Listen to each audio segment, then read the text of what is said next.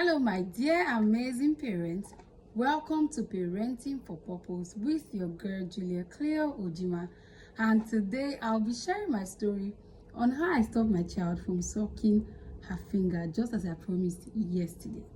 Before we dive in, please subscribe to my YouTube channel on Julia Cleo Ojima and on Facebook Parenting for Purpose for more amazing tips that will make parenting worthwhile. This is my story. It all started 1 month after delivery. I was diagnosed of mastitis. So I commenced treatment, and because of treatment, I had to stop breastfeeding. Before you know it, my baby started sucking her finger. Of course, you know that babies love sucking their fingers. At first, it was nothing. Even though I didn't like it, but I felt since this baby isn't breastfeeding, let her use her finger to pacify herself. It worked, so it continued for months. I didn't like it, so I tried to stop her from sucking her finger. I started wearing her socks and all of that. Guess what this child did? She started sucking her wrist. She sucked her wrist until she had injury, serious injury on her wrist. I had to remove the gloves from her fingers. It lingered for months. At some point, I became worried. So I met a lady in church, and I was like, we're talking about it, and she told me that her younger sister stopped sucking close to her wedding. I'm like, God forbid, that's not my child. So months later, we relocated from our former state. We came to where we are right now. So as we came here, my place was under a renovation, so we had to stay with my mother-in-law for a while. While we were there, she was still sucking, and I was bothered. Then my husband's friend called me and said, your child listens. Why not stop it now that she's still young? When he left, his voice kept re-echoing in my mind and in my head. On the other hand, I had my mother-in-law to contend with. Of course, you know how grandparents pamper their grandchildren.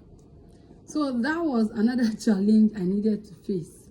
So I made up my mind that I was going to do this. So firstly, I went to meet the teacher, and she said no problem, that she's already on it. She's been talking to her to stop sucking in school. I said, thank you, Jesus. I came back home. So the moment she put her hand in her mouth, I would say, Dee, take it off. She would start crying. Then her grandmother would say, we start shouting.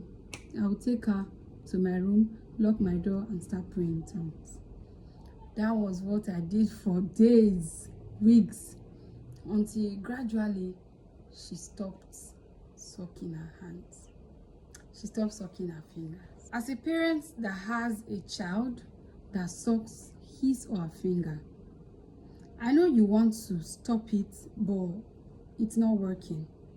One thing you have to know is fix your mind on it. Fix your mind that this habit, I want it to stop. Because if you don't fix your mind, whatever you do, you will not put all your energy, you will not put everything you have to stop it. So, but if you fix your gaze on it, look at even the impossibility, look at the possibilities of that impossible thing, you see that things you start having progress.